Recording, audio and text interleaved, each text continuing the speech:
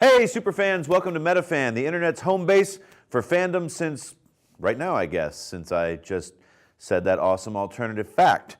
Today, I'm going to take you through painting up one of these creatures, creature from the Black Lagoon model that I got from a fellow named Jimmy Flintstone. And Jimmy Flintstone does these amazing resin models, and I painted this one several times, so I wanted to walk you through the process. And if you don't know Jimmy's stuff, you can find a link in the description below to a site where you can peruse all the cool stuff he does and get one for yourself and paint along, like the joy of painting, if you're into that kind of thing. Oh, and speaking of that, also while we were shooting this, Phil, who was running the camera, said something funny, and we're going to leave it in, so you'll hear Phil in a minute. And that will be Phil, and Phil's a person who's not me, but it's Phil. All right. First, to save some time and because we don't have a sink in here, I already washed this like really well. You always want to wash your models before you start painting them. This is a resin kit, but whether you're painting resin or styrene plastic, all of them are going to have some sort of chemicals lingering on their surfaces, like mold releases or whatever, and that'll cause your paints not to stick.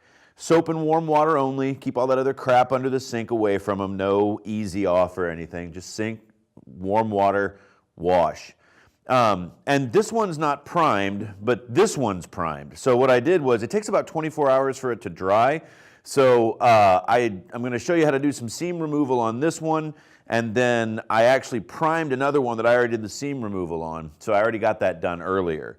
So we'll go through the process, but there's a little bit of magic here. So we start with this one, and the first thing that we're going to do is work these seams. We're going to work on this seam right here, and this seam right back here, which is a pretty serious one. So first, I'm going to take a Dremel tool, and we're going to get in here and clean out some of these lines a little bit. And then, got a set of files, all kinds of different files. There's a round file that I can get in there, very, very small file set, and clean all those up.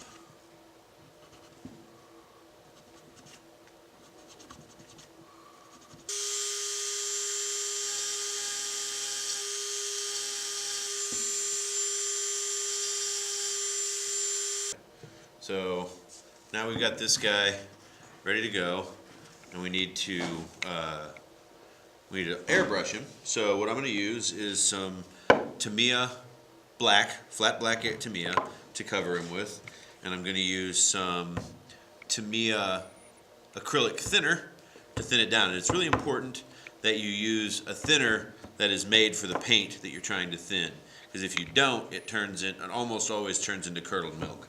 And the consistency you want is also really important. So as you're trying to airbrush, the way that you mix the paint, because the paint is thicker than you need it to be. If I tried to put this into my airbrush right now, it would be a disaster. It would never flow through. Of course, with my airbrush, it might not anyway. What I need to do is thin this down, and you want it to be the consistency of milk, basically. And you see right now, as I sit it here, it doesn't run down at all. So what I need to do is to get a little of this and thin this down to where it's roughly the consistency of milk. So just a little bit thicker than water. What I like to do is just sit it against the side of the cup here, like this, and see how fast it runs down. And if it doesn't run down very quickly, I need to add a little bit more thinner. And I just keep adding thinner until I get it thick enough. And now I've got some on my table. Ooh, I hate these cups.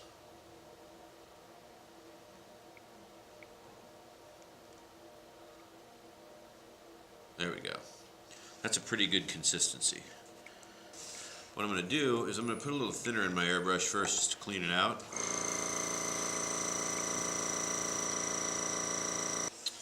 And now I will fill up the brush and just see what kind of lines I get.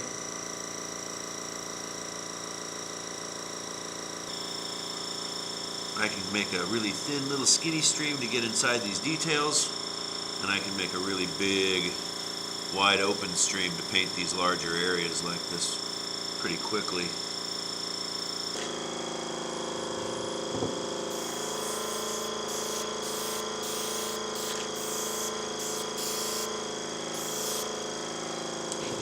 right, so now we're going to apply the color, right? I'm using a little bit of Tamiya NATO Green. That stuff's awesome. But I'm going to do entirely a dry brush technique. And what dry brushing is, you get some paint on the brush, and then you wipe most of it right back off. And then you just very lightly kind of touch the top of everything. So you're just brushing some of the color on, but not a lot. And that gives a really cool texture and look to everything. Develops this really cool kind of textural look. What I love about model painting is that, like, I don't have a tremendous amount of artistic skill, but with a couple of very basic techniques, I can wow the crap out of people who go, wow, those look amazing, but I don't really know anything about how to make, art. I just know some technique. So you can kind of see some of that initial color. We're going to do the same technique again, except we're going to use a lighter color. So it's just a tinge lighter. And I'm going to do the same thing. I'm going to come back over and I'm going to highlight some areas. Now I'm going to do this on his little dorsal fin. What you want is, because everything in real life has different colors when the light hits it, so you kind of want there to be a bunch of different colors.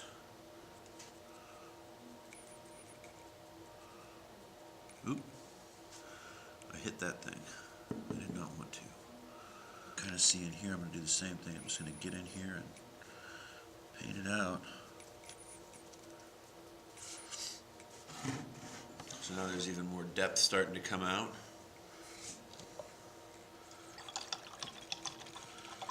But the next one is where we really get something cool going on. And the next one is going to be a really bright color like that.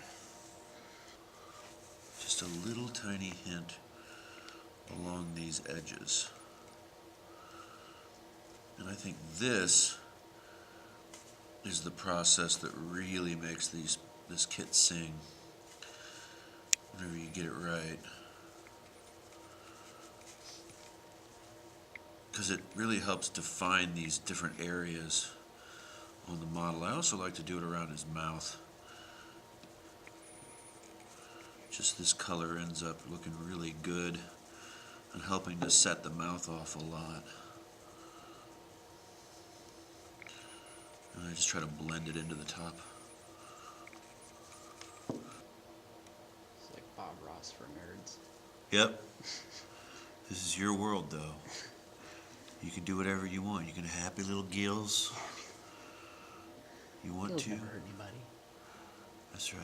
Just pop it in wherever you want it. This is your monster.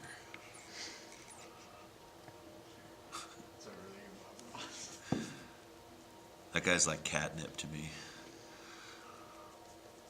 Kind of like that. And I'll hit a little on the top just to help blend it in so it doesn't look like, oh, this color only goes here. So we've left all these guys alone, but now we're just going to go through and hit these with color. And I don't really need to do anything too super special to the rocks at first. I'm just going to get in there and paint them out. And I'm going to leave a little bit of black in between them probably, for the time being anyway. And I'm painting them with just a neutral gray color for now. That's another thing I like to do, is I like to find the places where I want to put a bunch of color first and paint them first, and then as the brush dries out, I can go back over and go paint other areas that I don't want to be quite as covered. So you see it gives this kind of like nice differentiation in here between the rocks and everything. So there's kind of a nice little differentiation. And then we're going to take a highlight color. It's going to be this color. And I'm going to go back over the tops of them and just hit them with some very, very, very thin highlights. I'm going to use that. And this way, I'm going to try to hit it to where it looks like the sun's kind of dappling across the tops of it a little bit. A little bit of sunlight across the top.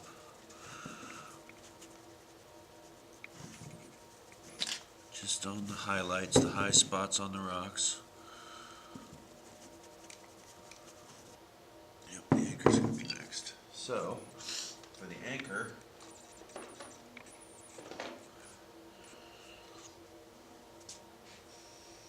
I think we'll paint it oily steel.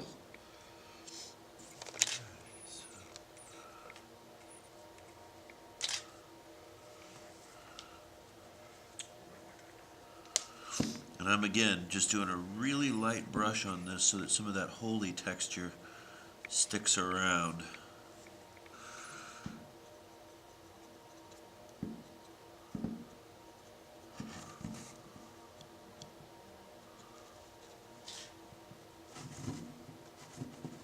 Something like that.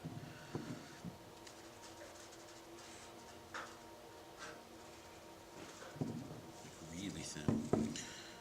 We'll see. Yeah, that's what I was hoping for. Give it kind of a... So this is a thinner color, so what it ends up turning into is kind of like a wash. I'm just washing some of that in there just to give that kelpy stuff a kind of different look. I'm just going to see what this looks like. I like that. That looks nice.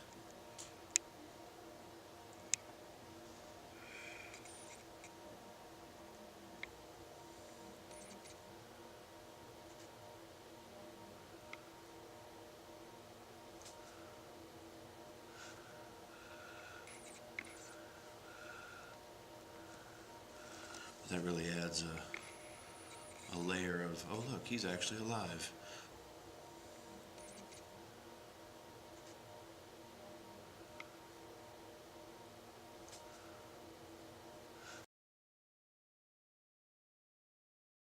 All right, so there's a couple of things that I did off camera just because I ran out of time and I wanted to get it done up. So one of the things I did was I painted his eyes because I actually didn't remember to bring the color, so I had to go and get the color. But I painted his eyes this orange color. So almost all of this kit is this one, or not this one, but a series of different greens, like 3 of them, and then this other buff color.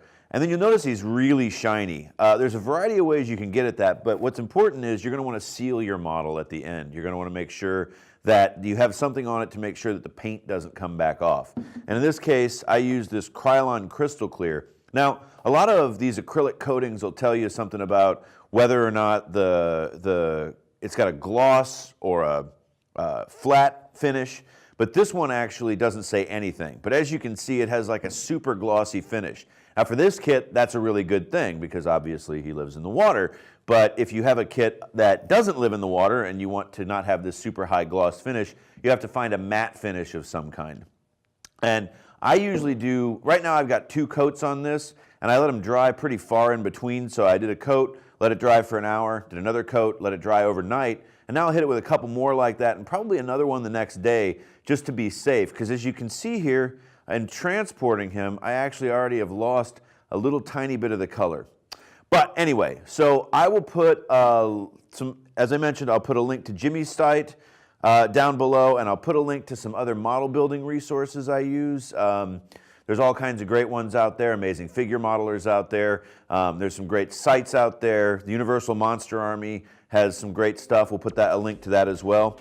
And don't forget to subscribe to the channel. Don't forget to check out all of the social media, the Facebook, the Instagram, and the Twitter. And don't forget to come back next time, and we will see you. Thanks for joining us.